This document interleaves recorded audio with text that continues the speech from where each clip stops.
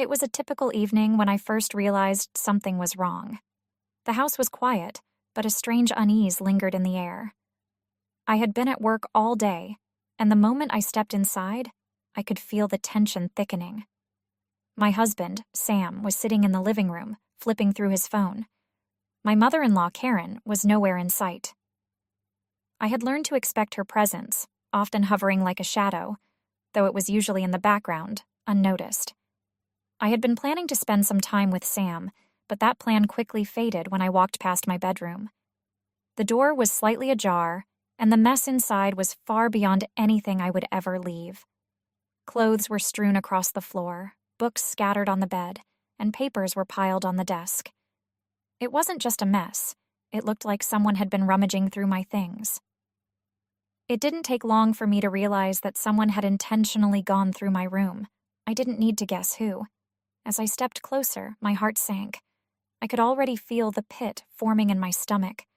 My thoughts immediately went to the one thing that mattered most: the watch. It was my grandfather's, an heirloom that had been passed down through generations. It had a sentimental value that no amount of money could ever replace. And now, it was gone. Without hesitation, I stormed into the living room and grabbed Sam's arm. "Come with me," I ordered, my voice barely containing the frustration and panic swelling inside me. He raised an eyebrow, but followed me to the bedroom, looking confused. When he stepped inside, his eyes widened at the disarray. He didn't need to ask, it was obvious. He had never seen my room like this. But when his gaze shifted to my face, I could see a flicker of something else. Surprise, maybe? He was caught off guard by the chaos. But then again, he didn't know what I knew. My eyes locked with his. "Did you see this?" I asked, my voice shaking. "Did you see what's been done here?" He didn't answer immediately. Instead, he looked at the mess, then at me, before glancing toward the door. It was then that I heard footsteps behind me. I turned to see Karen standing in the doorway, her expression unreadable. "Mom," I said, my voice trembling. "Did you do this? Did you ransack my room?" She didn't react like someone caught red-handed. Instead, she shrugged, a nonchalant gesture that made my blood boil. "It's just a little mess," she said, as though it were nothing. "I forgot to clean up. I'll do it later. No big deal." No apology, no acknowledgement of her actions. It was as if she already knew what I would find. She had no shame, no guilt. My suspicion grew stronger by the second. But it wasn't just about the mess. It was about the watch, the one thing that was now missing from my life. "Mom?" I asked again, my voice barely above a whisper. "Where's my watch?" Her response came quickly, and it was more defensive than I expected. "What watch? I don't know what you're talking about. Why would I want your old watch?" she snapped. I couldn't let it go. I knew she had taken it, but I needed her to admit it. "You were in here," I said, my eyes narrowing. "You've taken things before. You can't deny it. You've been in my room and you've taken things." Sam looked uncomfortable. "Karen, why don't we just let it go? Maybe it's just a mix-up." I couldn't believe my ears. Sam, my husband, was defending her again. It was like he always did, turning a blind eye to his mother's behavior and protecting her at all costs. I had endured it for so long, but now it was too much. I needed answers. I needed justice. I needed my watch back. "No, Sam," I said, my voice cold. "This is not a mix-up. This is my watch, my family's legacy, and it's gone. She took it, and I'm not letting this go." Sam's face flushed, and for a moment I saw a flicker of hesitation. He opened his mouth to speak but didn't. It was like he didn't know which side to choose. That moment of silence spoke volumes. It was then that I made up my mind. "You've gone too far," I said, turning back to Karen. "Where is my watch? I want it back, now." Karen crossed her arms, her face tight with annoyance. "I don't have it," she insisted, her voice rising in anger. I told you. I don't know where it is. Why are you accusing me like this? I could feel the rage building inside me. I know you took it, I said, pointing a finger at her, and I'm not leaving until I get it back. Sam tried to intervene again, his tone patronizing. Karen didn't do anything wrong. You're overreacting. I think you owe her an apology for making these accusations. I couldn't believe what I was hearing. After everything that had happened, after she had gone through my personal belongings, he was asking me to apologize to her? The betrayal was crushing. The man I thought I loved was siding with the woman who had no respect for me, no regard for my feelings. It was clear now. I was nothing more than a pawn in their twisted game. No, I said firmly, shaking my head. I will not apologize. Your mother took something of mine, and now I'm going to get it back.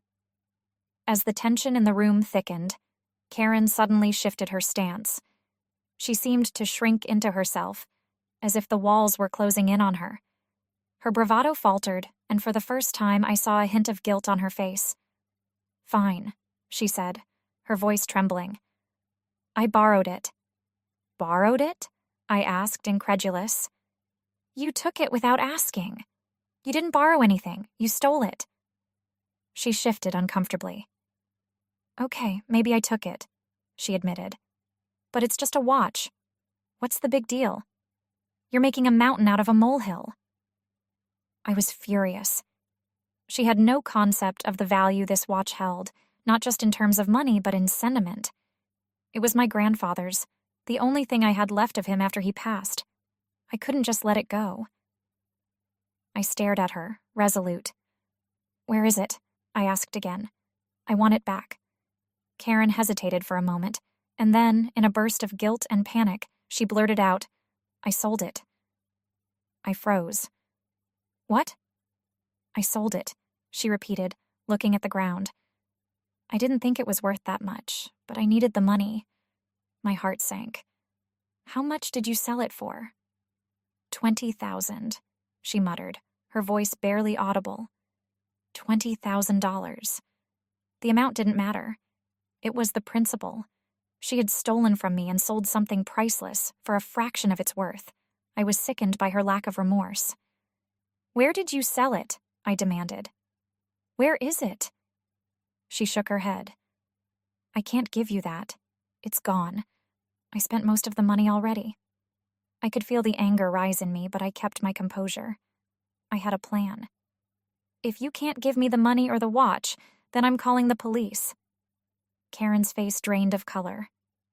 No, please don't do that. I'll return it, I swear. Just give me a week. A week? I asked, my voice rising.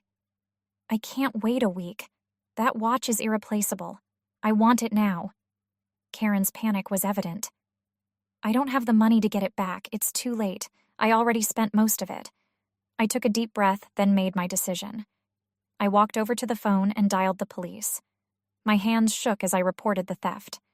I explained the situation in detail, and the dispatcher assured me that an officer would be on the way. Sam and Karen both seemed to panic, their faces turning pale. Who are you calling? Sam asked, his voice trembling. Karen didn't steal anything. This is a family matter. You don't need to get the police involved. I'm done playing games, I said, my voice cold and steady. I've called the police. This is theft, and it's a crime. Sam and Karen's protestations fell on deaf ears.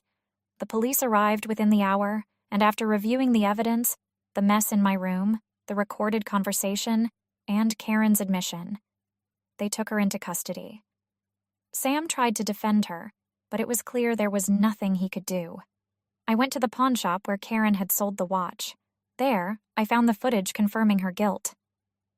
The watch was still there, thankfully, and I was able to retrieve it. The police added the pawn shop's records and the footage to their investigation.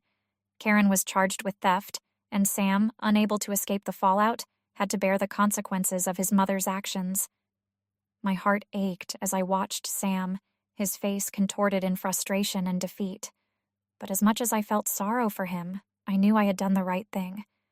His betrayal had been too much to overlook. my resolve was stronger than ever. Divorce proceedings began shortly after. Sam pleaded with me to reconsider, but it was too late. His loyalty to his mother had cost him everything.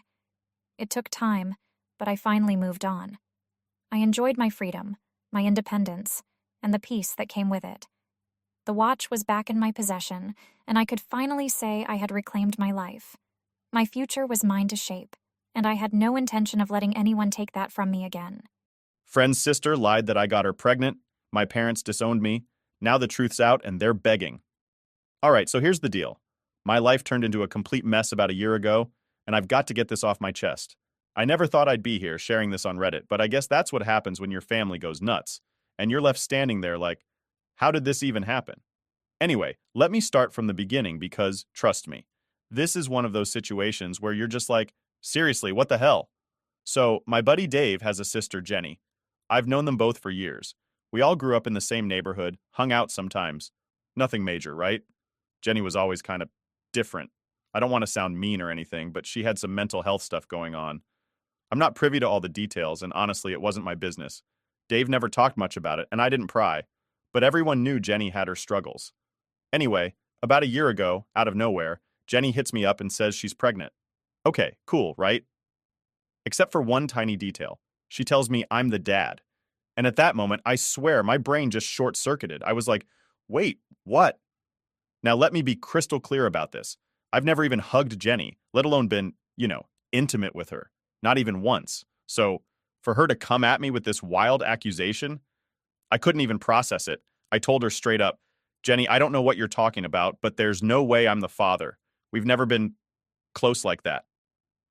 And she just kept saying it over and over again, like somehow I was going to magically remember a night that never happened. It was bizarre, to say the least. I tried to stay calm, thinking maybe this was part of her mental health struggles or something, but deep down I was freaking out. Now this is where things start going off the rails. Jenny refuses to take a prenatal paternity test.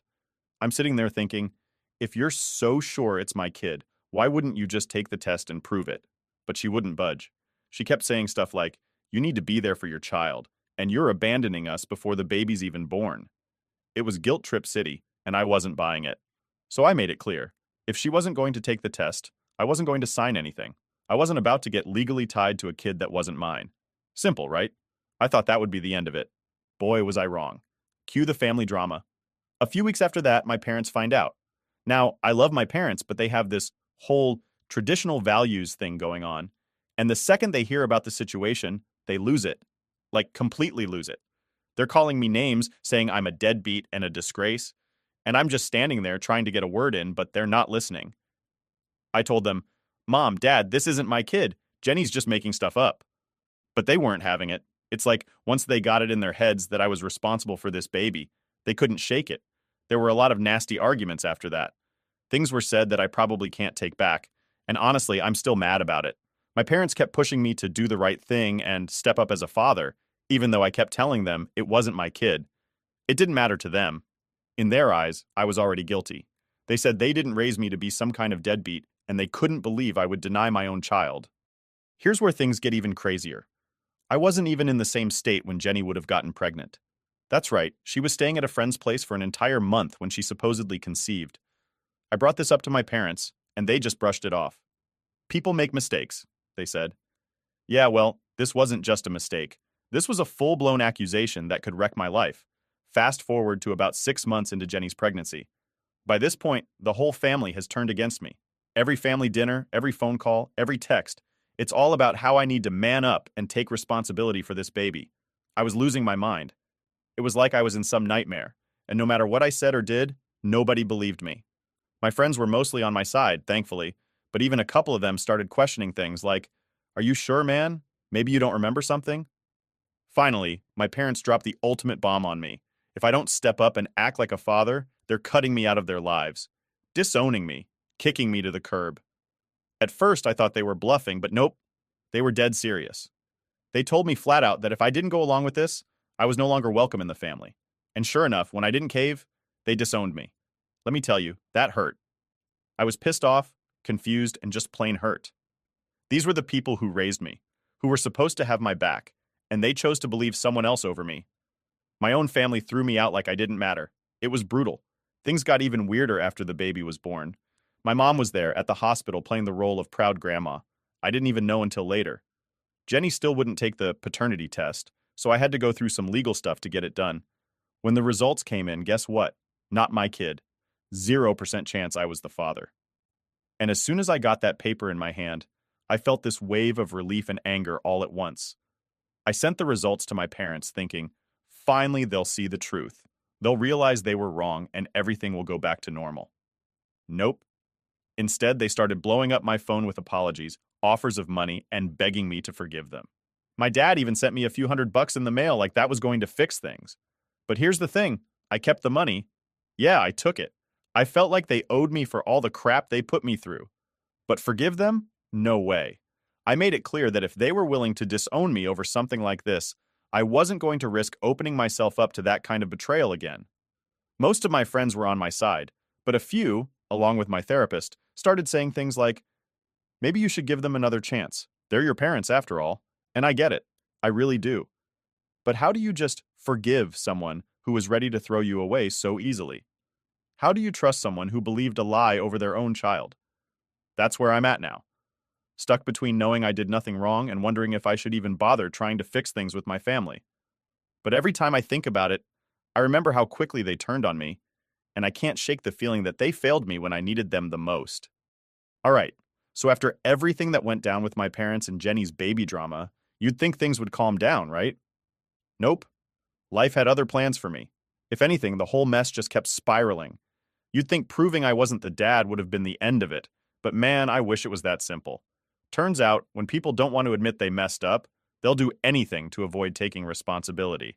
So, after the paternity test results came in and confirmed I wasn't the father, I thought, all right, now my parents will realize they were wrong and maybe things can get back to normal. But instead of the relief I was expecting, things got way more complicated. First off, Jenny completely lost it. She started spreading rumors around town that I had faked the test or somehow tampered with it. Yeah, you read that right. In her mind, I had somehow convinced a whole lab to rig the results in my favor. Like, how would I even do that? I'm just a regular guy. I'm not some mastermind who knows how to manipulate DNA tests. But Jenny wasn't hearing any of it. She was dead set on making me the bad guy in her story. She went around telling people that I was abandoning her and the baby, that I'd tricked everyone into thinking I wasn't the dad. It didn't make sense, but it didn't matter. People started to believe her. Small-town rumors spread fast, and soon I had folks giving me dirty looks at the grocery store like I was some kind of scumbag.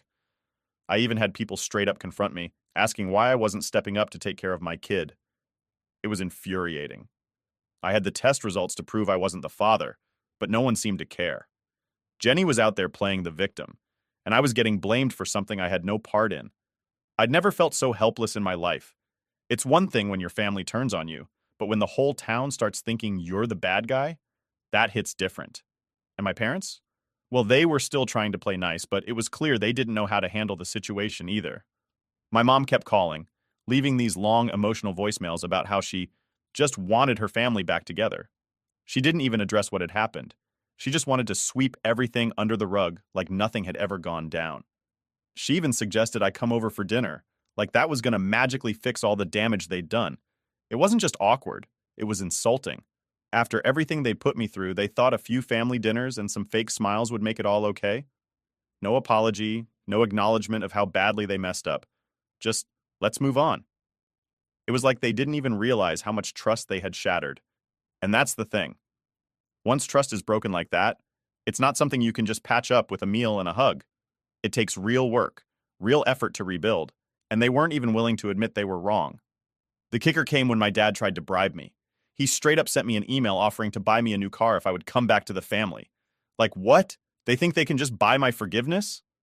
It was so out of touch with reality that I didn't even know how to respond. I just stared at the email for a while, trying to figure out if this was some kind of sick joke. But nope, my dad was serious. I didn't respond. I couldn't. What do you even say to something like that?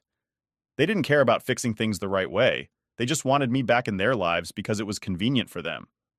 And the fact that they thought throwing money at me would solve everything, it made me realize how little they actually understood what they'd done.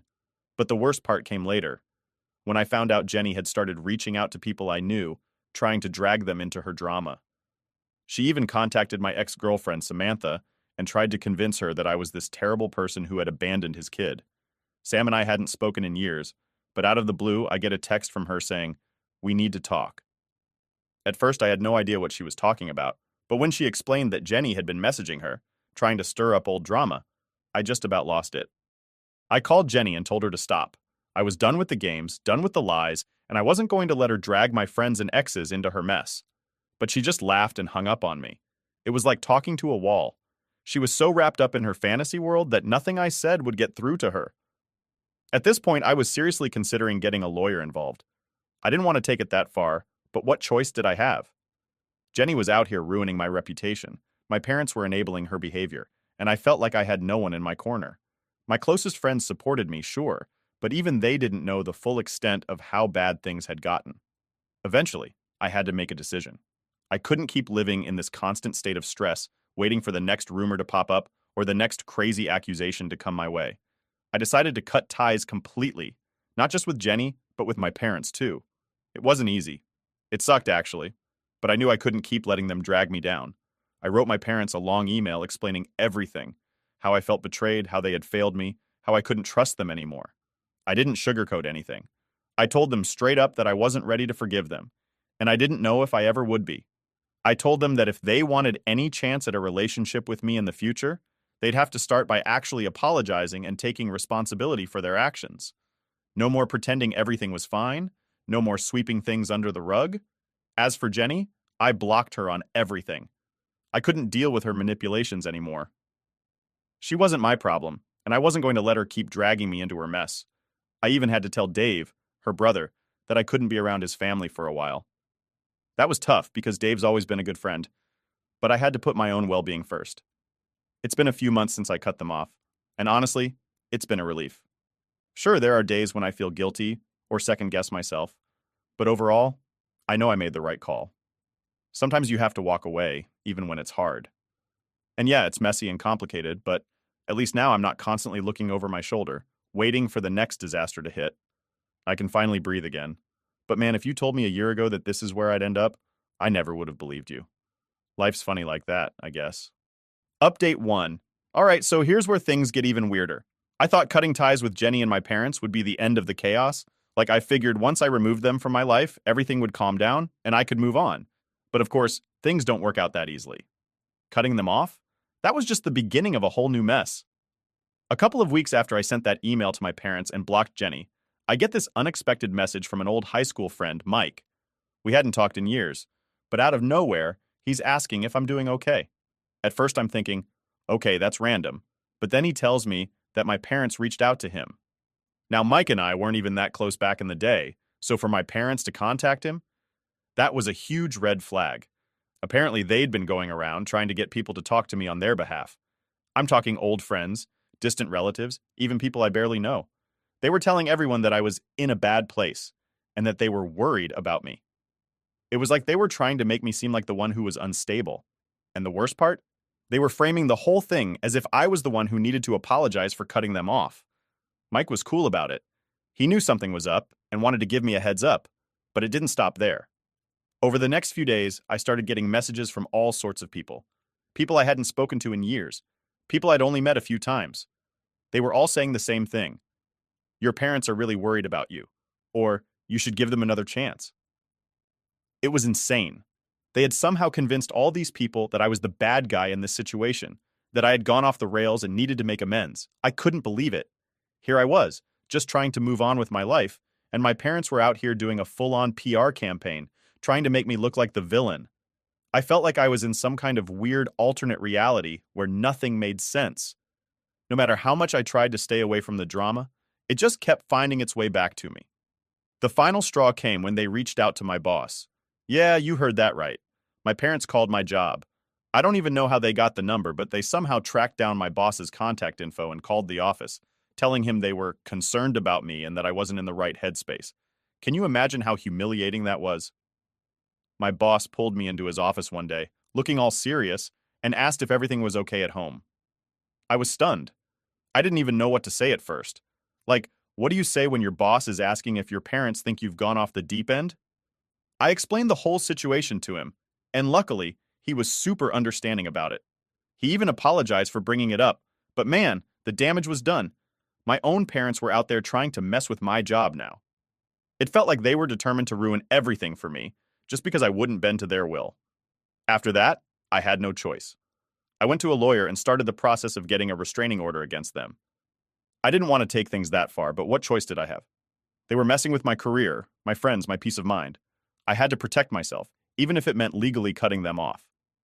The process was long and stressful. There were court dates, paperwork, and just a whole lot of anxiety that came with it. But at the same time, I felt a weird sense of relief. Like finally, I was taking control of the situation. No more letting them invade every part of my life. No more letting them manipulate the narrative. Of course, when they found out about the restraining order, all hell broke loose. My mom sent me this long, guilt-trippy email about how she never imagined her own son would do this, and how family is supposed to stick together no matter what. She kept saying that I was tearing the family apart, that I was the one causing all the pain. It was textbook manipulation, but I didn't bite. I didn't respond. I wish I could say that was the end of it, but things got even worse before they got better.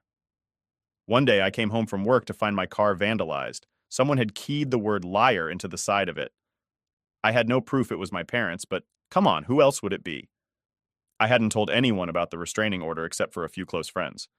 My parents were the only ones who had a motive to pull something like that. It was like they couldn't handle losing control, so they had to lash out in whatever way they could.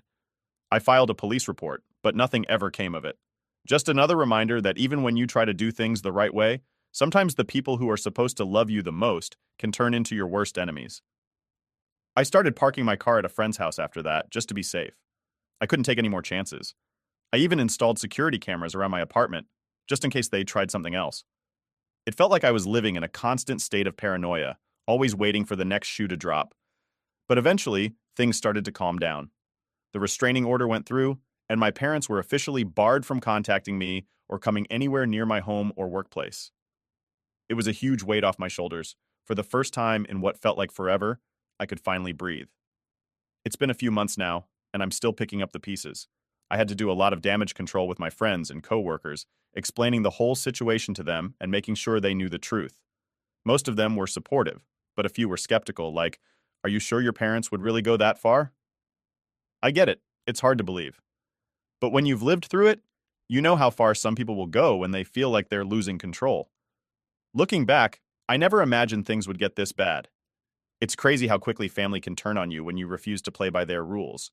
But I've learned something important through all of this. You can't let anyone, not even your family, dictate how you live your life. Sometimes you have to make the hard choice to walk away, even when it hurts. I don't know what the future holds for me and my parents. Maybe one day they'll realize what they did and apologize for real. Maybe not. But either way, I'm done letting them control my life. I've got my own path to follow, and I'm not looking back. Update 2. Alright, so here's where things take a bit of a turn. After I finally got the restraining order and started trying to rebuild my life, I thought things would finally settle down. But, surprise, surprise, life had other plans. Just when I was beginning to feel like I could breathe again, my parents found a new way to mess with me. This time, it wasn't direct contact. It wasn't vandalizing my car or sending emails. No, this was a whole different level of messed up. So one day, I'm sitting at home, just minding my own business, when I get a letter in the mail. Nothing too weird about that, right? Except this letter is from a lawyer. At first, I thought it was something related to the restraining order, maybe some final paperwork or something. But nope, it was a lawsuit. My own parents were suing me. For what, you ask? Emotional distress. I couldn't even believe what I was reading. They were actually suing me for cutting them off, saying that my actions had caused them severe emotional damage and that they were entitled to compensation. They even claimed I had alienated them from the rest of the family, which was complete nonsense because they were the ones who isolated me, not the other way around. I sat there for a good few minutes, just staring at the letter, trying to process what was happening. I mean, who does that? Who sues their own kid because they're mad they got cut off? I didn't even know what to do. Part of me wanted to laugh at how ridiculous it all was, but another part of me was seriously stressed out. This wasn't just family drama anymore. This was legal, and it was about to get real messy. I called my lawyer immediately. I couldn't handle this on my own.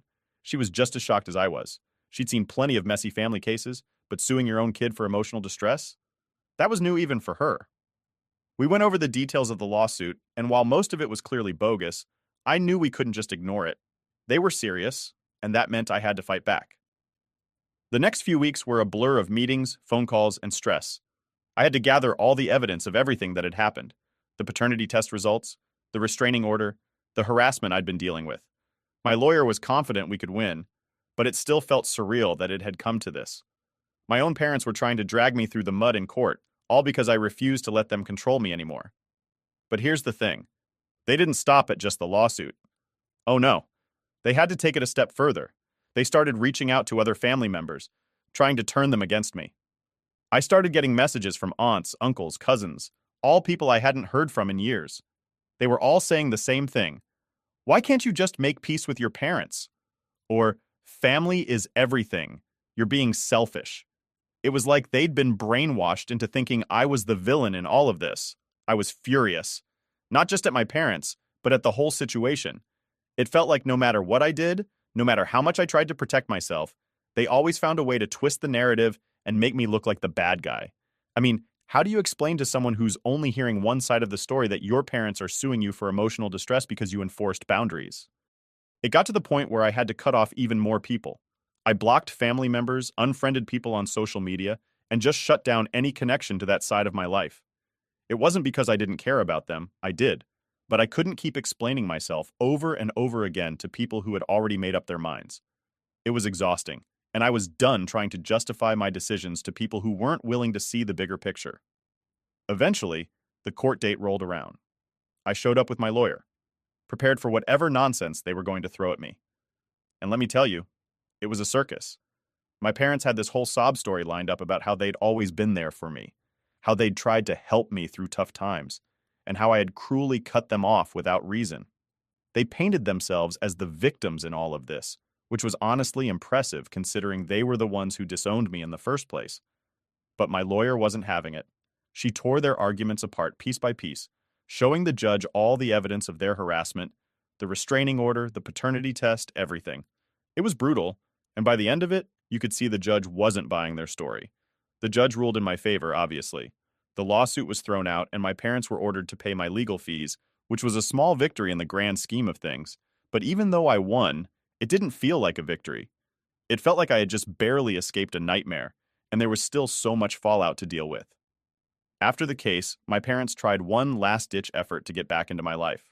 They sent me this long, emotional letter about how they were sorry for everything, how they just wanted to make things right, and how they couldn't bear to lose me. It was the same old guilt-tripping nonsense they'd been pulling from the start. And honestly, I didn't even respond. I'd already made my decision. I wasn't going back. There's only so much someone can take before they have to walk away for good. And yeah, it hurt. Cutting off your family isn't easy, no matter how bad things get. But sometimes it's necessary for your own sanity. I couldn't keep letting them drag me into their chaos, no matter how much they claimed to love me. Their version of love was toxic, and I wasn't going to let it poison my life anymore. So, that's where I'm at now. The lawsuit's behind me, the restraining order's still in place, and I'm moving forward. It hasn't been easy, but I'm learning how to live without all the noise, without the constant stress of wondering when the next disaster is going to hit. For the first time in a long time, I feel like I have some control over my life. And that feels pretty damn good. I don't know what the future holds. Maybe one day things will change, maybe they won't. But right now I'm focusing on myself, on rebuilding the parts of my life that they tried to tear down. It's been a long road, but I'm finally starting to see the light at the end of the tunnel. Update 3. Alright, so if you've been keeping up with everything so far, you'd think after the lawsuit mess and the restraining order, that'd be the end of the madness. But nope, my family found a way to surprise me one last time. And this one?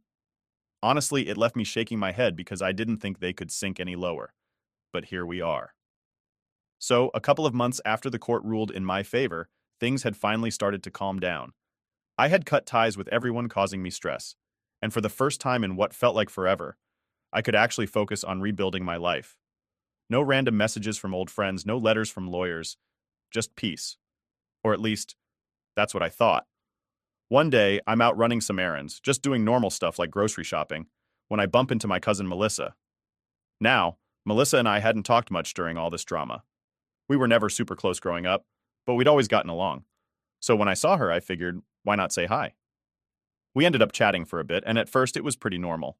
You know, catching up on life, work, the usual stuff.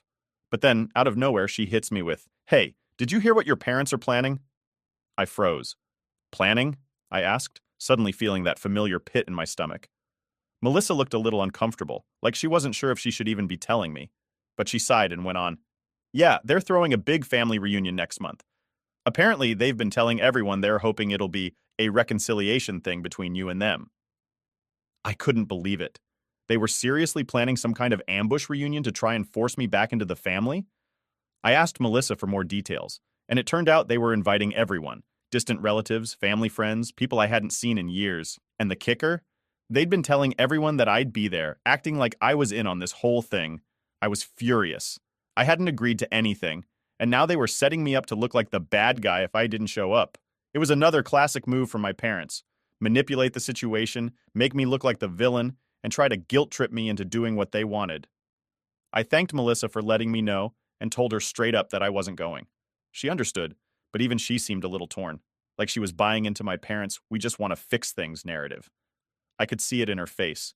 She wanted me to go, to make things right. But after everything they'd done, there was no way I was walking into that trap.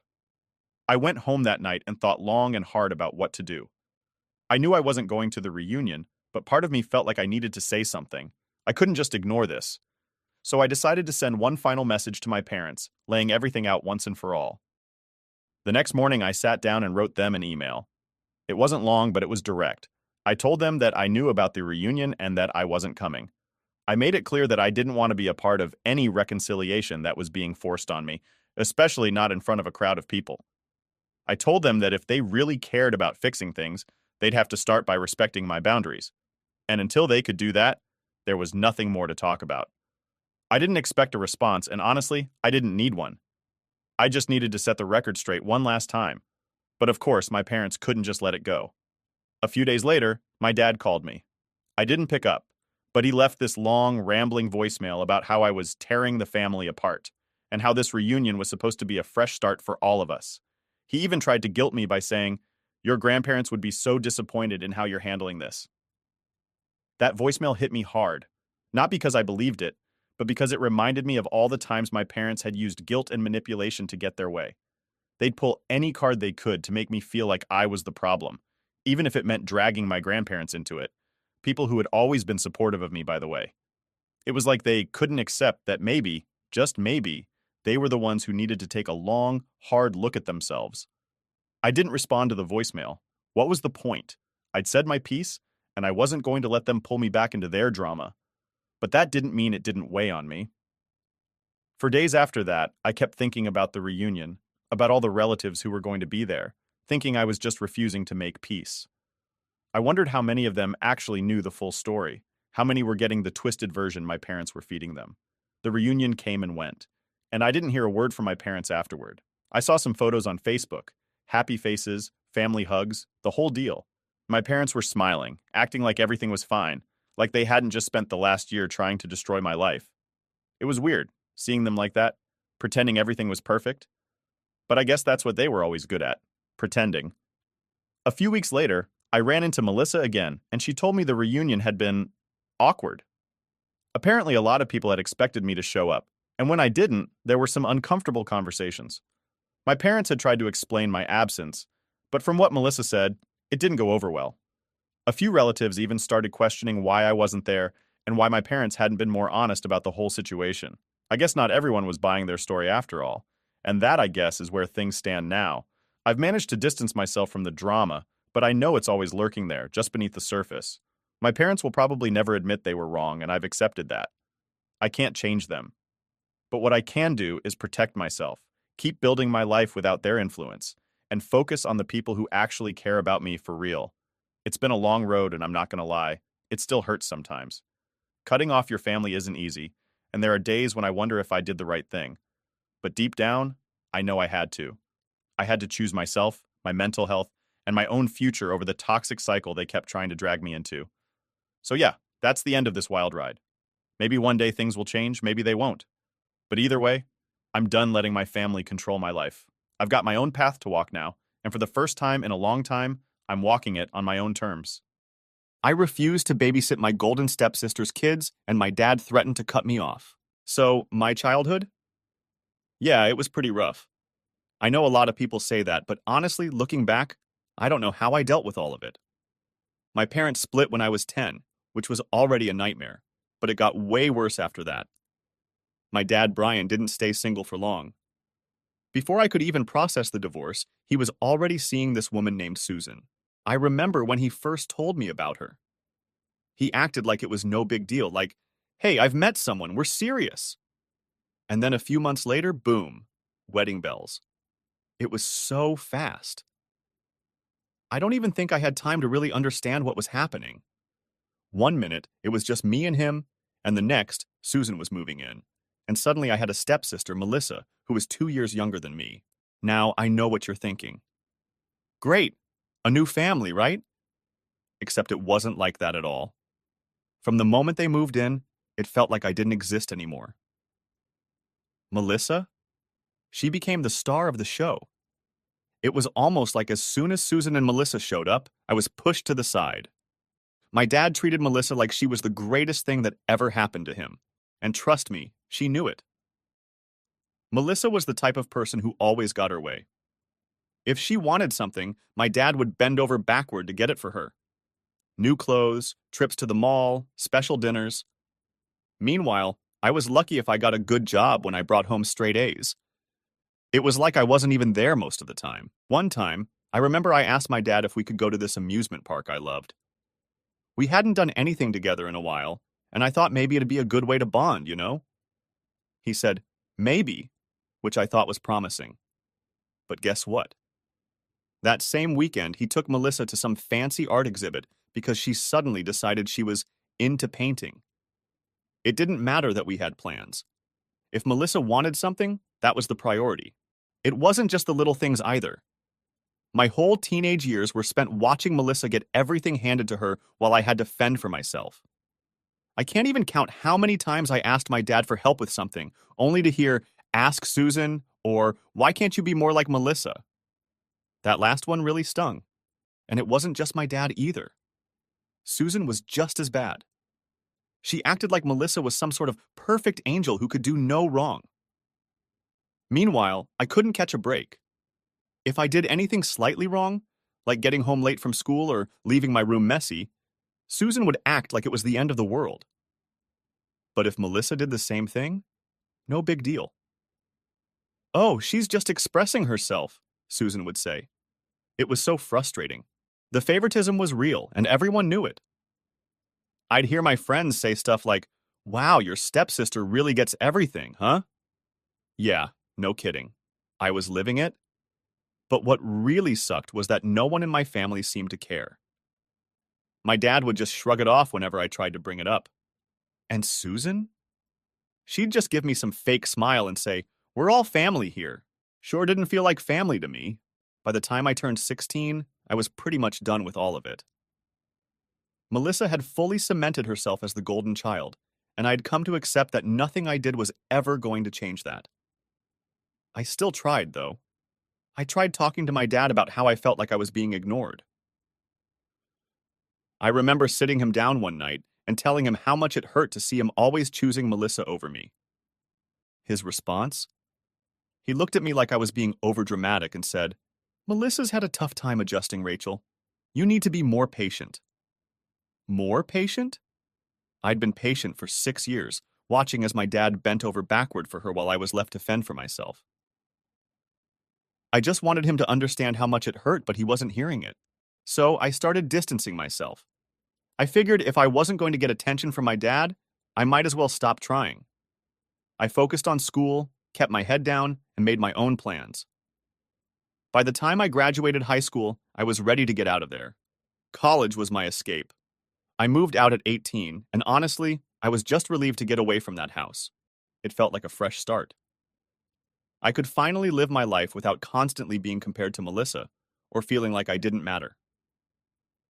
I went to school, got my degree in graphic design, and landed a pretty good job in the same city. I didn't go back home much, just for holidays, and even then I kept things short. Melissa and I didn't talk, and I was okay with that. We weren't close, and I didn't see the point in pretending like we were. But then, a few months ago, everything started to change again. Melissa and her husband Ben moved to my city. I didn't think much of it at first. I mean, yeah, it was a little weird that she was now living so close after years of basically no contact.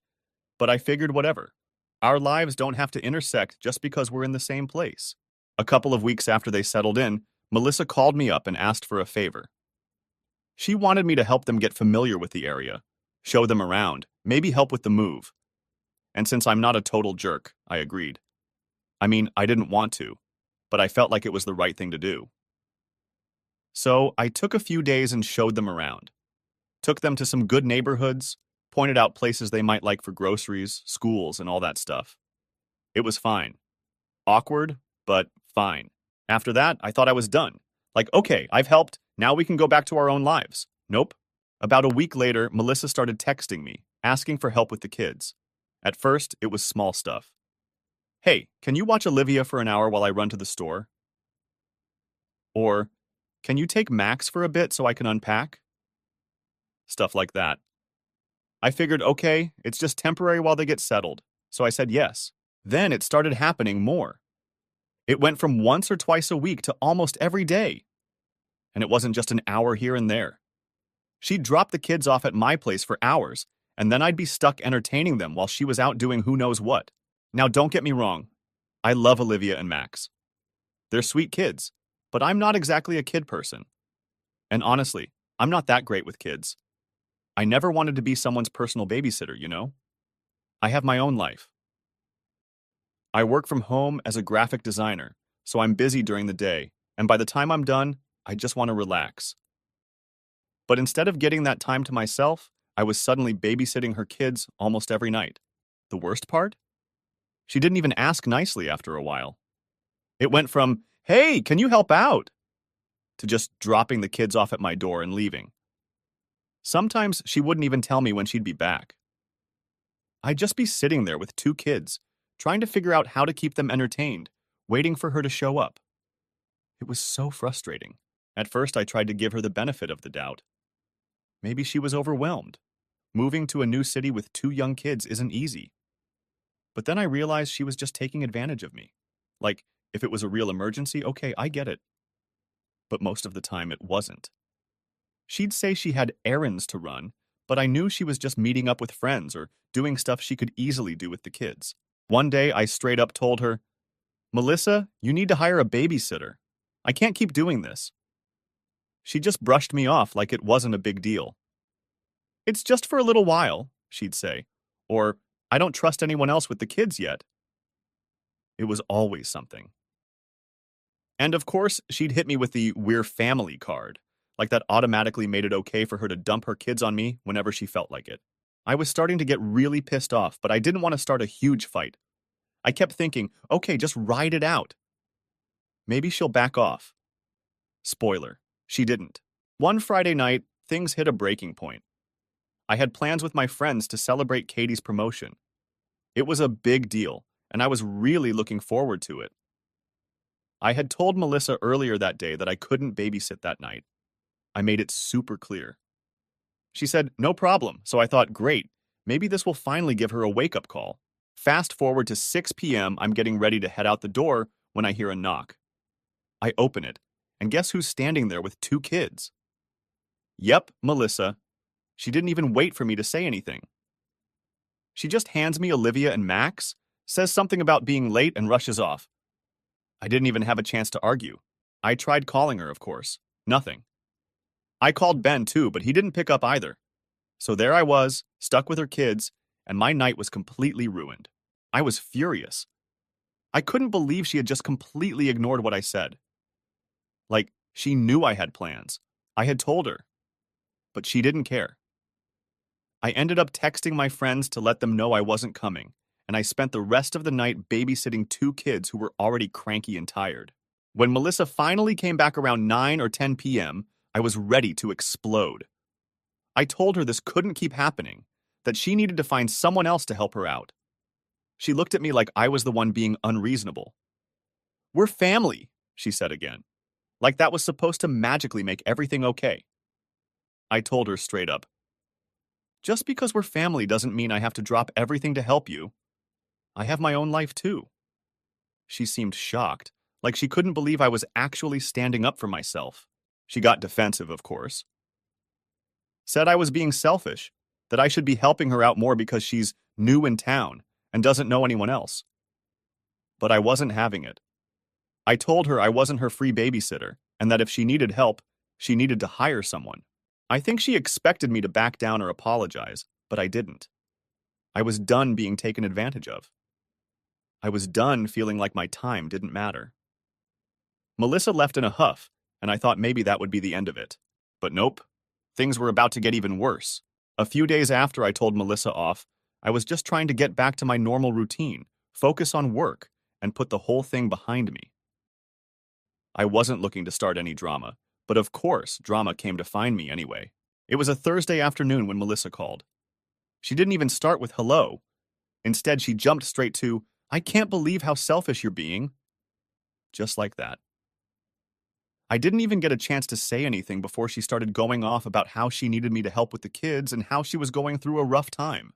I took a deep breath and told her, "Melissa, I already told you I can't babysit all the time. I have my own stuff to deal with."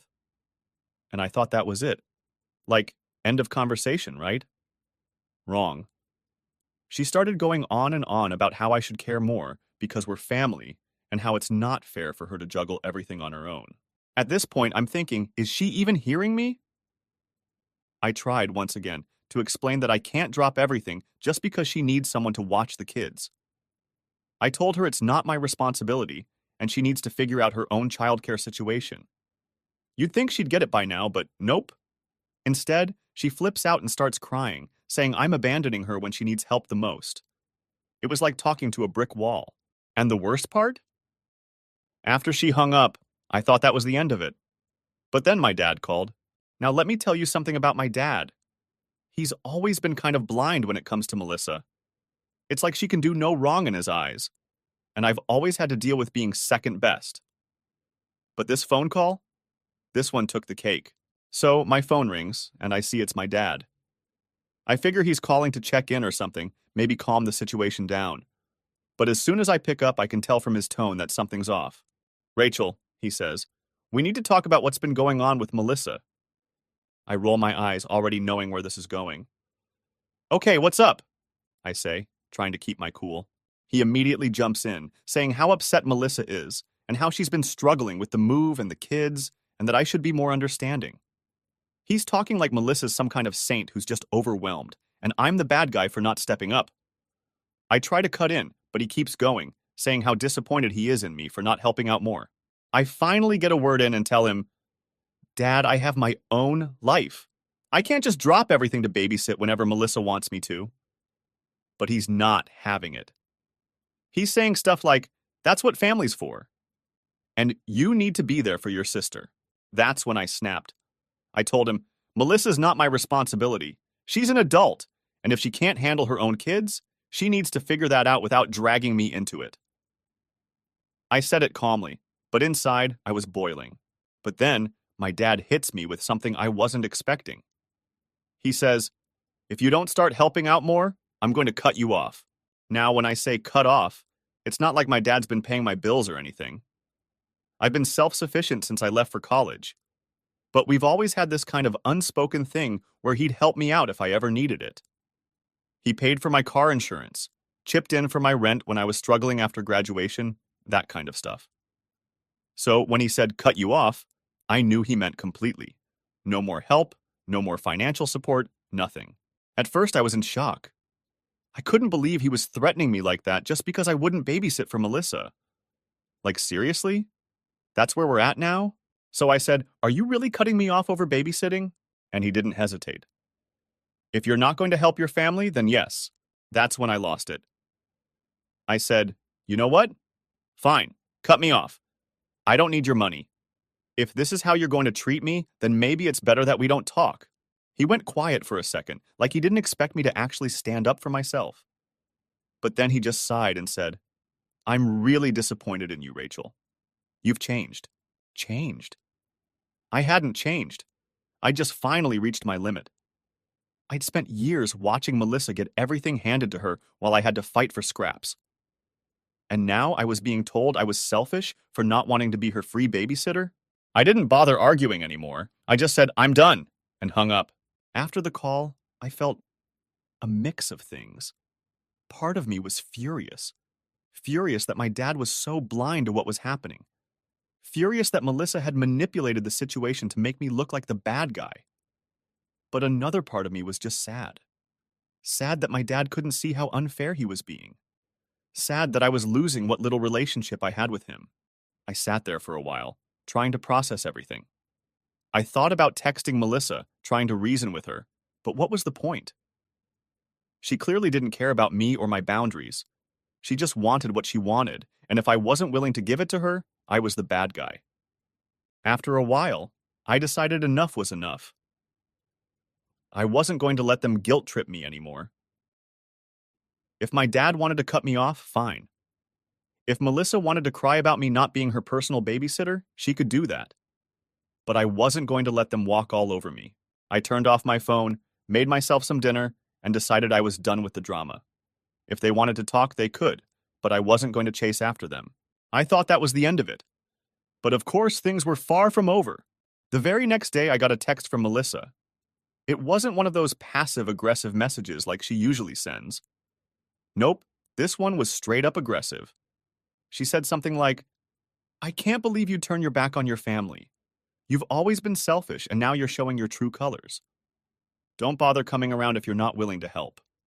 Now, I don't know about you, but being called selfish by someone who's been using me as a free babysitter for weeks? That's rich. I was so done with her attitude, and I wasn't going to let her twist the narrative anymore.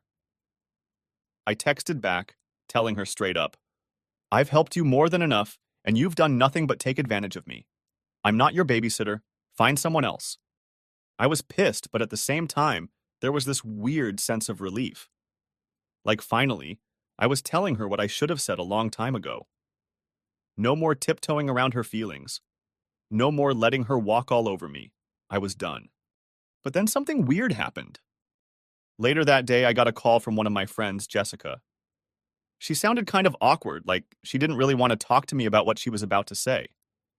She goes, "Hey, so I ran into Melissa earlier today at the mall, and she was with some guy." At first, I didn't think much of it. Melissa was married to Ben, so maybe she was just hanging out with a friend or something. But then Jessica kept talking. She didn't see me, but they were acting really close, like too close. They were holding hands, and I'm pretty sure they kissed. I froze. What? Melissa, the same Melissa who had been making me feel like crap for not helping with her kids, was out at the mall with some dude behind Ben's back? I couldn't believe it. Part of me didn't want to believe it, but Jessica wasn't the type to lie or exaggerate. She was just as shocked as I was. I thanked Jessica for telling me and hung up, my mind racing. I started replaying everything in my head. The sudden need for me to babysit all the time, the random errands she always had to run. It all started to click. She wasn't overwhelmed or struggling with being a mom. She was using me to watch her kids so she could sneak around with this guy. The more I thought about it, the angrier I got. Here I was, feeling guilty for not helping her, feeling like maybe I was in the wrong, and the whole time, she was just using me so she could cheat on her husband? I couldn't let this go. Ben was a good guy, and he didn't deserve to be treated like that. I wasn't about to sit back and let her get away with it. So I made a decision. I was going to expose her. The next time Melissa called asking me to babysit, I agreed.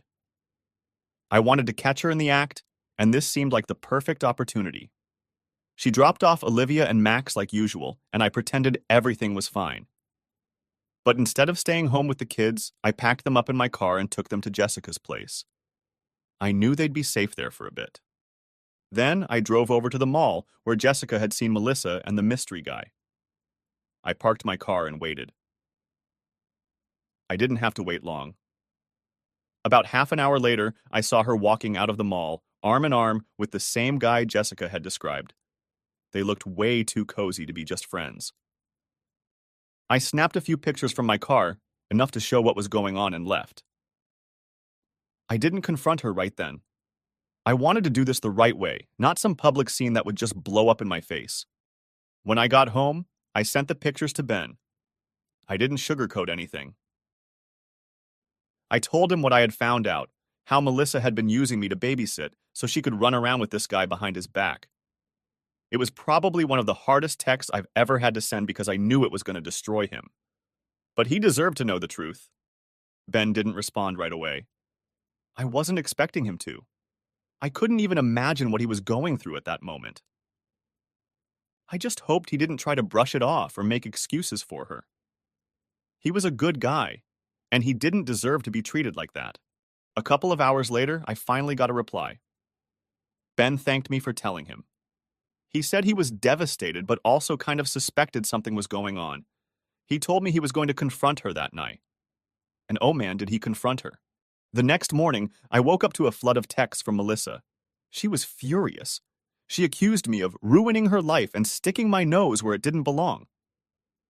She tried to twist everything, saying I was just bitter and jealous, and that I wanted to tear her family apart. It was wild. Like somehow I was the bad guy for telling the truth? I didn't even bother replying. There was nothing left to say. I knew what I did was the right thing, and no amount of guilt-tripping from Melissa was going to change that. Later that day, I got another text from my dad. He wasn't happy either. Apparently, Melissa had run to him, crying about how I had betrayed her and how I was trying to ruin her marriage. And of course, my dad took her side because why wouldn't he? He sent me this long text about how disappointed he was in me, how I should have stayed out of it, and how I wasn't acting like part of the family. That's when I realized there was no fixing this. My dad was never going to see things from my side. He was too far gone when it came to Melissa. I'd always be the selfish one in his eyes, no matter what I did. So I texted him back, short and simple. I said, if you can't see that I did the right thing, then maybe it's better we don't talk. And that was it. I cut him off. I cut Melissa off. I was done. Update. It wasn't even a full week after I exposed her to Ben that she started reaching out again. I was getting texts like, I know we've had our differences, but we're still family, and you can't just walk away from this. She was trying to guilt me, like always. It was the same old manipulative nonsense. She wasn't sorry for what she'd done. She was just sorry she got caught. At first, I ignored it. I mean, what else was I supposed to do? I wasn't about to engage with someone who had used me and then turned the whole situation around to make me look like the bad guy. But she didn't let up. The texts kept coming, and then the calls started. She'd leave these long, rambling voicemails about how I'd destroyed her marriage and how she didn't know what to do without me. It was all so fake. She was trying to make me feel bad for standing up for myself, and honestly, I wasn't falling for it. But then, out of nowhere, Ben called me. Now, I hadn't really spoken to Ben since I sent him the photos of Melissa with the other guy. After that, I kind of just let him deal with his own stuff. I figured he needed time to process everything, and I didn't want to get involved in the aftermath.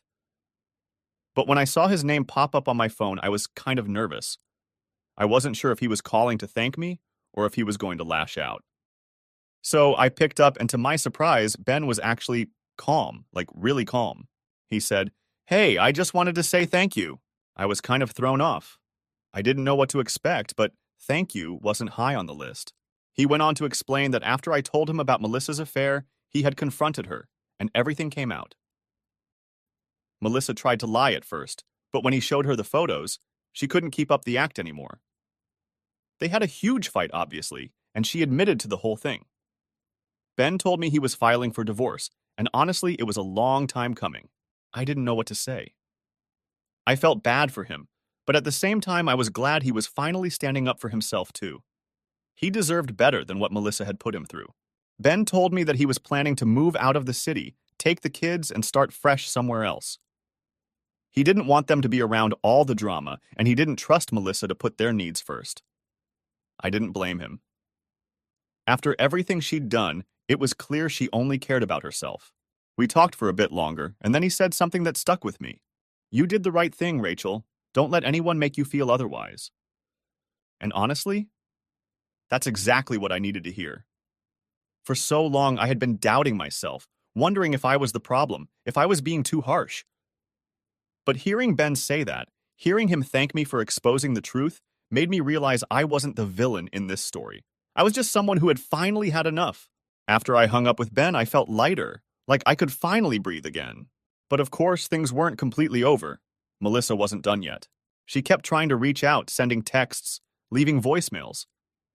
She even tried to show up at my apartment a couple of times, but I wasn't having it.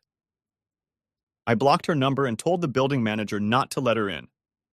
I was done with the drama, and I wasn't going to let her guilt me into coming back into her mess. The final straw, though, was when my dad tried to get involved again. I hadn't spoken to him since our last argument, but one night, out of the blue, he called me. I didn't answer, but he left a voicemail. In it, he sounded, well, desperate, honestly. He was going on about how family is everything, and how he didn't want to lose me. He kept saying how Melissa was going through a rough time, and how I should try to be more understanding. I listened to that voicemail, and something just clicked for me. My dad wasn't ever going to change. He was always going to put Melissa first, no matter what. He was always going to make excuses for her, and I was always going to be the one on the outside, looking in. I realized that I didn't need that kind of negativity in my life anymore. So I made a decision. I called him back. When he picked up, I kept it simple. I told him that I loved him, but I couldn't keep doing this. I couldn't keep being the one who had to sacrifice my own peace of mind just to keep the family together. I told him that if he couldn't respect my boundaries and see things from my perspective, then maybe it was better if we didn't talk for a while. He tried to argue, but I didn't let him. I told him I wasn't mad anymore. I was just tired. I was tired of being the one who always had to bend, who always had to give in. I was done. And that was it. After that call, I cut off contact with both my dad and Melissa. I know it sounds harsh, but it's what I had to do for my own sanity. Sometimes you just have to walk away, even if it's from family. Now, it's been a few months since all of this went down, and I'm in a much better place. I've got my peace back. I've got my life back. I'm no longer dealing with the constant drama, the manipulation, the guilt trips. I've started focusing on myself and my own happiness, and honestly, it feels pretty damn good. Sure, I miss my dad sometimes, but I don't miss the stress that came with him. And as for Melissa, well, I haven't heard from her since, and I'm perfectly fine with that. Sometimes you just have to choose yourself. Parents didn't even notice I moved out. Now dad's threatening to cut college funds, but I graduated 3 years ago. So, I'm the youngest of 5, and when I say youngest, I don't mean just by a little bit. There's like a 7-year gap between me and my next sibling. And to be honest, it always felt like I was invisible growing up. My siblings all had their own stuff going on, and I guess my parents just assumed that because I wasn't sick or having mental health issues like the rest of them, I didn't need them. I'm not trying to be all woe is me or whatever, but it's the truth. The others were always in and out of hospitals, therapy, you name it. And me? I was just there. The glass child, they call it, right? You can see me, but you don't really notice me. I was fine with that for the most part. I spent a lot of time by myself, playing video games, reading, keeping to myself. I had to learn to entertain myself because, well, no one else was really around to do it. It's not like I was expected to take care of my siblings, though. I've seen other people talk about how they had to sacrifice their childhoods to take care of brothers or sisters, but that wasn't me. My parents handled all that, so credit where credit's due. But because I wasn't causing problems, because I wasn't in crisis mode like my siblings, I just kind of fell through the cracks. I didn't need help, so I didn't get any. I don't think my parents did it on purpose or anything. It's just that when you've got 4 kids who are constantly dealing with health stuff, the one who's healthy is kind of like an afterthought. They were always so busy with hospital visits, doctor's appointments, and school meetings for the others that I just became this kid who didn't cause trouble and didn't get attention. It's like I was invisible, but not in the tragic movie kind of way, just in a practical, we've got our hands full kind of way. Anyway, I wasn't completely alone. When I was about 9, I made 2 friends, Mia and Clara, who were basically in the same boat. Their families weren't great either, and we kind of found each other in this unspoken way. We just clicked, you know? We understood what it was like to be ignored, to be left out, and that bonded us. Over time, they became more like my real family than my actual family ever did. We were inseparable all through school, and we stuck together even after high school ended. We went to college together, graduated together, and eventually moved to a new state together. It was like we built our own little family out of the scraps of what our real families couldn't give us. As for my parents, we didn't talk much once I left home. I guess that was to be expected, since we never really talked when I was still living there either. My mom would text me now and then, mostly small talk stuff like, "How's school?" or "What are you doing for work?" That kind of thing. Our relationship was super surface level, but honestly, that was an improvement from my teenage years. Back in high school, we barely spoke at all. So yeah, I didn't expect much from them, and I didn't ask for much either. I think what really made it clear how disconnected I was from them was this one phone call from my mom last year. It was a few days before Thanksgiving, and she called me out of nowhere. Now, we never call each other, so right off the bat, I knew something was up. The last time I had spoken to her on the phone was like maybe a year before that, when she told me about the time and place of one of my sister's funerals. That's how little we talked. So anyway, she calls me and asks what time I'm coming for Thanksgiving. And I'm sitting there like, wait, what? Because I had no idea they were even planning anything for Thanksgiving. It wasn't like we had some big family tradition or whatever. In fact, in my whole life, I can remember maybe 3 times that they even tried to do Thanksgiving or Christmas. It just wasn't a thing in my family. I told her that I already had plans. I mean, I was going on a ski trip with Mia and Clara. So it wasn't like I could just drop everything and come over, even if I wanted to. Plus, I live 2 states away, and I would have needed to book a plane ticket months ago if I was going to come. But she acted like I was just being difficult. And then she starts guilt tripping me, saying she was going to be all alone because my dad was going to spend the day visiting my brother in the facility he's in.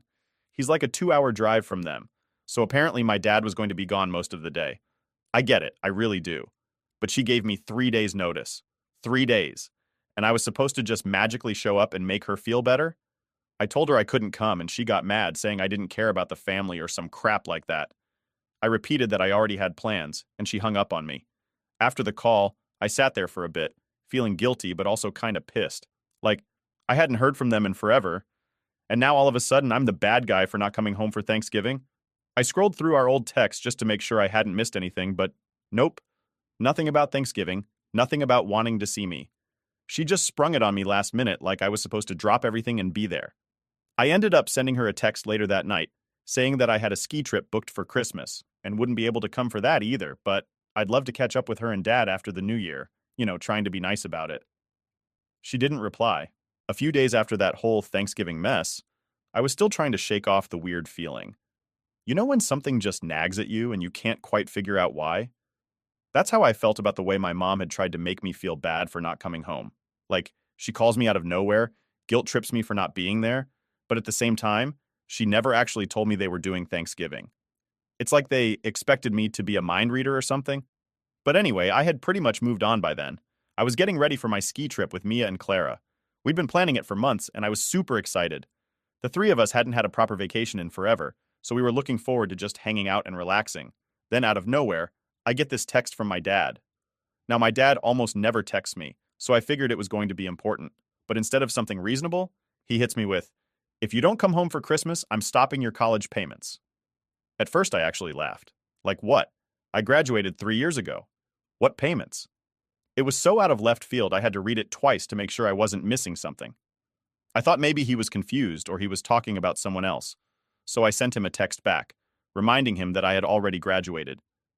And if he thought he was still paying for my college, then he needed to check his bank account because someone was scamming him. I thought that would be the end of it. Honestly, I figured he'd feel stupid once he realized I wasn't in school anymore. But no. A few hours later, I get another text from him, this time saying that I was being selfish and ungrateful. He threw in a bunch of stuff about how they'd sacrificed so much for me and my siblings, and how I didn't appreciate any of it. Okay, first of all, I never asked for anything from them. Second, I didn't even know they were paying for my college because my grandma was the one who covered it. She told me straight up that she didn't want my parents messing with my education, so she took care of everything herself. So, yeah, I had no idea what my dad was even talking about. At this point, I'm kind of mad. Like, I get it if they're stressed out with my siblings and all, but guilt tripping me about stuff they didn't even do? That's a whole new level. So, I texted back, being as polite as I could manage, and said something like, I'm sorry you feel that way, but Grandma paid for my college. I'm happy to catch up after the holidays, but I already have plans. I thought that would shut it down, but nope.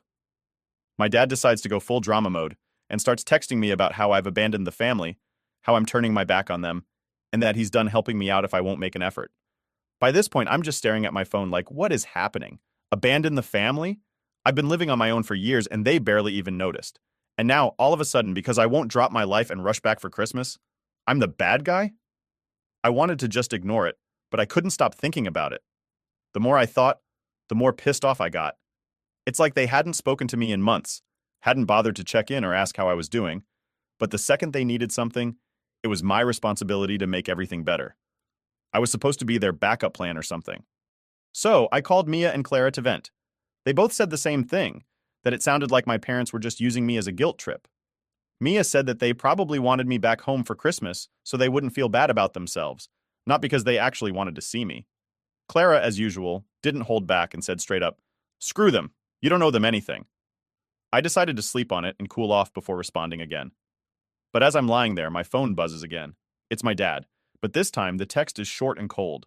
He says, "If you don't come home, don't bother coming back at all." I read that and honestly, I just felt numb. Like, how did we get here? How did we go from not talking for months to basically disowning me because I wasn't coming for Christmas? It didn't even feel real. I stared at the message for a long time, and part of me wanted to fire back and say something nasty. I wanted to call him out on all the times they ignored me, on all the times I felt like I didn't even exist in that house. But instead, I just didn't respond. I put my phone down, rolled over, and tried to sleep. I didn't want to get dragged into some big family drama right before the holidays. I didn't want to deal with the guilt trips, the accusations, or whatever other crap they were going to throw at me. So I just left it. The next day, I woke up to more texts, this time from my mom. She didn't say much, just that they were disappointed in me, that they didn't understand why I was being so distant, and that they hoped I'd change my mind. I couldn't help but laugh a little because distant didn't even begin to cover it. I'd been distant my whole life, but they were just now noticing? I ignored the texts again and focused on getting ready for the ski trip. Mia and Clara were pumped, and honestly, I was too. It felt like the perfect escape from all the family nonsense. We hit the road the next day, and for the first time in a long time, I didn't think about my parents. I didn't feel guilty. I didn't feel sad. I just felt free. But of course, things couldn't stay peaceful forever. Just when I thought I could move past it, I got another message from my mom, this time right in the middle of the trip. She wasn't giving up. She said that if I didn't come home soon, they'd have to start making decisions about the future without me, decisions that I wouldn't like. That's when it clicked. They were planning something bigger than just Christmas. Maybe they were talking about one of my brothers or something with the house. I didn't know what, but suddenly it made sense why they were pushing so hard. They didn't want me around just for the holidays. They wanted me back in the fold for some bigger reason. And honestly, that realization was like a punch in the gut. All this time, I thought they were just being clingy or feeling lonely. But it was never about me. Not really. It was about what they could get from me. I was done. So, after that whole mess with my parents trying to guilt trip me, I thought things would just die down.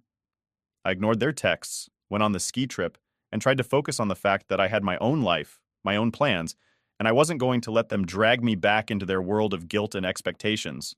But of course, it wasn't that simple. I was back home, just getting settled into my usual routine, when I got a message from my older brother, Jake. Now I hadn't talked to Jake in months, probably longer, actually.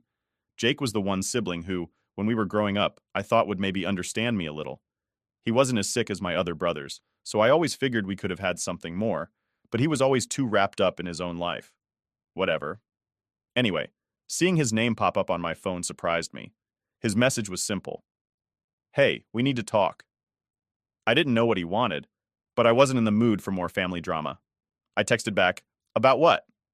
A few minutes later, he calls me. I debated whether to answer, but curiosity got the better of me. So I pick up the phone, and before I can even say hello, he jumps straight into it. "Mom and Dad have been talking about making you the legal guardian for one of the boys when they're gone." I swear, I almost dropped the phone. My heart was racing, and I just sat there stunned for a few seconds. Was this some kind of joke? Like, after all these years of barely being in my life, now they're just going to dump this responsibility on me? "What the hell are you talking about?" I finally managed to ask. Jake sighs like I'm the one being unreasonable. You know how things are with mom and dad. They've got a lot on their plate with the other boys, and they're not going to be around forever.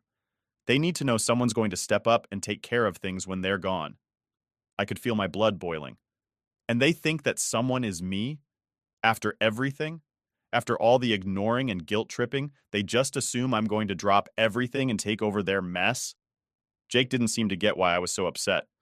Look, I know it's a lot, but you're the only one who's really stable. The rest of us, we've got our own issues. I almost laughed. Yeah, well, maybe you guys should have thought about that before now. I didn't even know this was a thing. They never told me. They were going to talk to you about it, he said, but I figured you should know before they tried to spring it on you. I was pissed. This wasn't just about Christmas or Thanksgiving anymore. This was bigger. They were planning something long term, and they hadn't even thought to talk to me until now, when it was convenient for them. They hadn't spoken to me in years, and now they wanted me to step in as the responsible one? No, just no. So what? They've been discussing this behind my back? I asked, still trying to wrap my head around it. Like, they just decided I'd take on the responsibility without even asking me? Yeah, pretty much, Jake admitted. They've been planning for a while. I sat there in silence for a minute, just staring at the wall, trying to process everything. Part of me wanted to scream at Jake, but I knew it wasn't really his fault. He was just the messenger. But that didn't change the fact that my parents were about to screw me over in the biggest way possible. They weren't just asking for a favor. They were asking me to dedicate the rest of my life to cleaning up after them. I was done being invisible, but I sure as hell wasn't going to become their backup plan now. So what am I supposed to do? I asked, feeling more defeated than anything.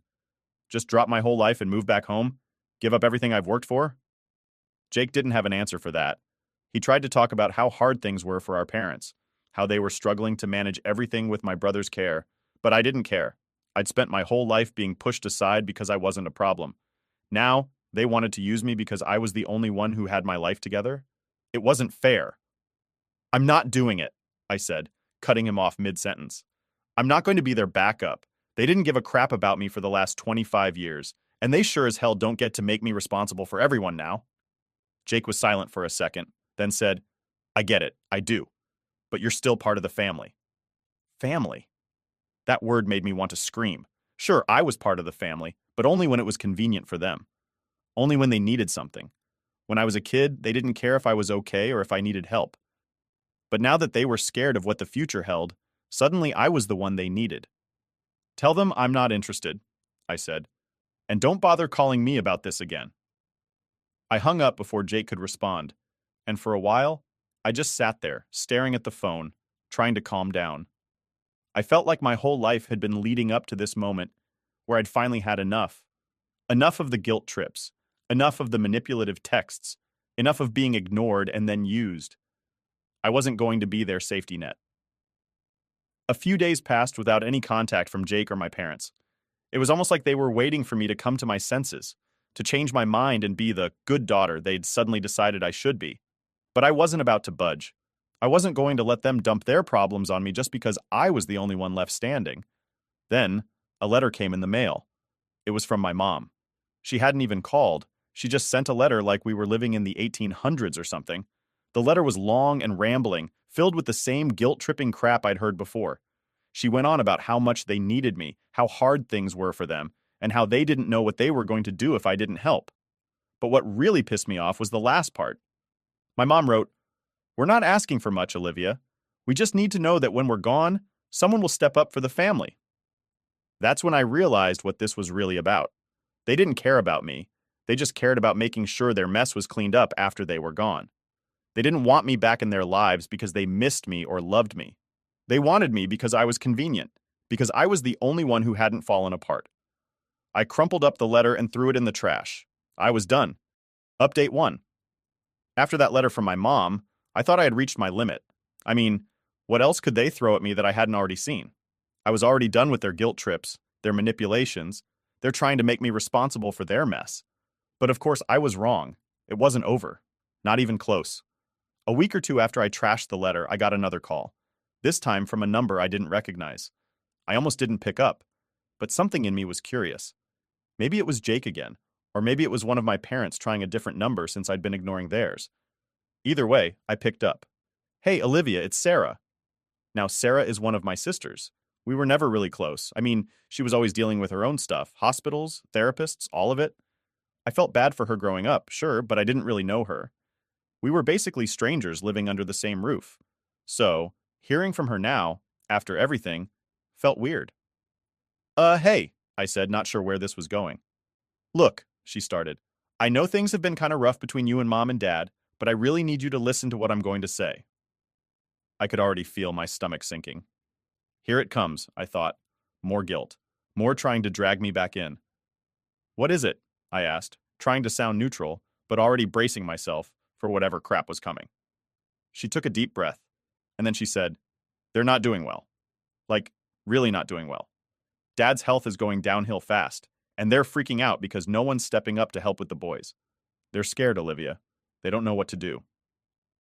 I didn't say anything for a second. It wasn't that I didn't care. I did. I didn't want to see anyone suffer, not even my parents. But after everything, after years of them not giving a crap about me, I couldn't just rush in and fix things for them. I wasn't their band-aid. I'm sorry to hear that, I said carefully. But I can't just drop everything. I have a life too, Sarah. She sighed, and I could tell she was frustrated. I get that, but you're the only one who's in a position to help. Jake's barely holding it together, and you know what's going on with me and the others. There's no one else, Olivia. They're desperate. Desperate because they ignored this for years, I shot back, feeling the anger bubble up again. They let this all build up, thinking it would just go away. And now, because I'm the one who managed to get out and make something of my life, it's my responsibility? That's not fair, Sarah. I know it's not fair, she said quietly, but this is where we are. They need help. And there it was again. The same old story. The same old guilt. No matter what I did, no matter how far I tried to move away from it, they always found a way to drag me back. I could feel the pressure building inside me, the frustration and resentment that had been simmering for years now coming to a boil. I'm not doing it, I said, my voice sharper than I intended. I'm not going to be the one to clean up their mess. They didn't care about me when I was a kid, and they sure as hell don't get to come to me now just because it's convenient. I've got my own life. They need to figure this out themselves. I could hear the hurt in Sarah's voice when she spoke again. I get it, Olivia, I really do. But this isn't about you or me. It's about the family. It's about what's going to happen to the boys when they're gone. If we don't step up, who will? That hit me hard. Not because I suddenly felt responsible, but because it made me realize just how trapped we all were. My parents had spent years neglecting me, pushing me to the side, and now they were trying to use me as their escape plan. And my siblings? They were stuck in the middle of it all, just as trapped as I was, only they didn't have the strength to fight back. I'm sorry, I said again, softer this time, but I can't. I won't. There was a long pause, and I could feel the weight of her disappointment through the phone. But I wasn't going to cave. Not this time. I couldn't. Okay, she said finally, her voice flat. I'll tell them. She hung up before I could say anything else, and I just sat there for a while staring at my phone, feeling a mix of relief and guilt. I didn't owe my parents anything, I knew that, but still it hurt. It hurt to know that my family was falling apart, and I was powerless to stop it. Or maybe I wasn't powerless, I just wasn't willing to sacrifice myself for them anymore. A few days later, I got another letter from my mom. This time, it was even worse. She didn't even bother with pleasantries. She went straight for the guilt trip. She wrote about how disappointed she was in me, how I was letting the family down, how she couldn't believe I would turn my back on them in their time of need. She threw in a bunch of stuff about how hard it was for her and my dad, how they'd sacrificed so much for us, and how she didn't know what she'd done to deserve a daughter who was so selfish. It was brutal, and for a second it worked. I felt that old, familiar sting of guilt, the same guilt I'd felt my whole life growing up. But then I remembered all the years I'd spent being invisible, all the times they'd forgotten about me, all the moments I needed them, and they weren't there. And I realized that this wasn't about them needing help. This was about control. This was about them trying to pull me back into their web, to make me feel like I owed them something. But I didn't owe them anything. Not anymore. I crumpled up the letter and tossed it in the trash, just like the last one. I was done. I was done being their pawn. I was done letting them manipulate me. I had my own life now, and I wasn't going to let them take that away from me. The next day, I blocked their numbers. I blocked Jake's too, just to be safe. It wasn't an easy decision, but it was the only one that felt right. I couldn't keep letting them drag me down, keep making me feel like I was responsible for their problems. They made their choices, and now they had to live with them. For the first time in a long time, I felt free. Update 2. Blocking their numbers felt like a relief, like this heavy weight had been lifted off my shoulders. For the first time in, well, ever, I had control over the situation. I wasn't sitting there waiting for another guilt-tripping message from my mom or a surprise call from Jake. It was quiet, peaceful, but of course that didn't last. About 2 weeks after I blocked them, I got a knock on my door. I wasn't expecting anyone, and honestly I thought it might be a delivery or something. But when I opened the door, there she was, my mom, standing right there on my doorstep like she had every right to be there. I don't know how she found me. I mean, I hadn't exactly been hiding, but I didn't think she'd just show up at my place. She looked different. Older, I guess. Or maybe it was just the stress, but either way, I could see that things hadn't been easy for her. But I didn't feel sorry for her. Not anymore. "What are you doing here?" I asked, keeping my voice as calm as I could. She didn't answer right away. She just stood there looking at me like she didn't recognize me. Finally, she spoke. "We need to talk, Olivia." I sighed. "No, we really don't. I've said everything I needed to say. I've made my decision." She stepped forward like she was going to come in, but I stood in the doorway, blocking her. I wasn't about to let her in and let this turn into another guilt trip. "Please, just listen," she said, her voice softer now. "Your father's getting worse. He's in and out of the hospital, and we don't know how much time he has left. I I don't know what to do, Olivia." There it was. The card she'd been waiting to play. The "your father is dying" card. She didn't say it outright, but I knew that's what she was hinting at. And I'm not heartless. I didn't want my dad to suffer. But after everything they'd put me through, I couldn't just drop everything and rush to their side. "I'm sorry," I said, trying to keep my voice steady. "But this isn't my problem. You and Dad have had years to figure this out. You can't just show up now and expect me to fix everything." She looked at me like I'd slapped her. "I'm not asking you to fix anything.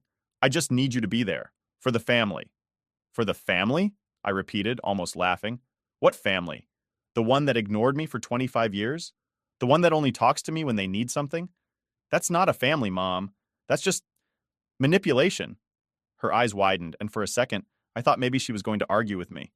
But instead, she just started crying. Right there, on my doorstep, she broke down in tears. And I didn't know what to do. I wasn't going to invite her in, but I couldn't just stand there and watch her cry either. "Look," I said, my voice softer now. "I get that this is hard for you. I really do. But I'm not your backup plan. I'm not the person who's going to come in and make everything okay. You made your choices. Now you have to deal with them." She wiped her eyes and looked up at me, and I could see the anger starting to replace the sadness. "We did the best we could, Olivia. You don't understand what it was like, raising all of you, dealing with everything. We didn't have time for you because we were trying to keep everyone else alive." There it was. The excuse. The same excuse I'd heard a million times before. "And that's not my fault," I said, my voice firm now. "You made the choice to have 5 kids. You made the choice to focus on everyone else and leave me behind. That was your decision, not mine. And now you're trying to make me feel guilty for it. I won't do it, Mom. I won't." She stood there for a long time, not saying anything, just staring at me like she didn't know who I was anymore. And maybe she didn't. Maybe in her mind I was still that little kid she could ignore because I wasn't causing trouble. But I wasn't that kid anymore. I was done being invisible. Finally, she spoke. "So, that's it. You're just going to turn your back on us?" I shook my head. "No, you turned your back on me a long time ago. I'm just finally walking away." She didn't have anything to say to that. She just turned and walked away, heading back to her car. I watched her go, feeling a strange mix of emotions. Part of me was sad, sure, but most of me just felt free. Like I'd finally let go of something I'd been carrying for years. Something I should have let go of a long time ago. After she left, I went back inside and sat down, trying to process everything that had just happened. I wasn't angry anymore. I wasn't even hurt. I was just done. Done with the guilt, the manipulation, the constant feeling like I wasn't enough. I wasn't going to be their backup plan. I wasn't going to be their last resort. I had my own life to live, and I wasn't going to let them drag me down anymore. The next few weeks were quiet. I didn't hear from anyone. No calls, no letters, nothing. And honestly, it was the best I'd felt in a long time. I focused on work, on my friends, on my life. I wasn't looking over my shoulder, waiting for the next message from them. I wasn't living in the shadow of their expectations anymore. And then, about a month later, I got an email. Not from my mom or my dad this time, but from Jake. It was short, just a few sentences, but it said everything I needed to know. Dad passed away last night. I thought you should know. I stared at the email for a long time, not really sure how to feel. I wasn't surprised. I knew this was coming. But I didn't feel sad either. I didn't feel much of anything, honestly. I thought about responding. I thought about calling Jake, asking how he was holding up, maybe even offering my condolences. But then I realized that this was just another step in the same cycle, another chance for them to pull me back in, and I wasn't going to fall for it this time. I closed the email without replying and went on with my day. I wasn't part of their world anymore, and I was finally okay with that.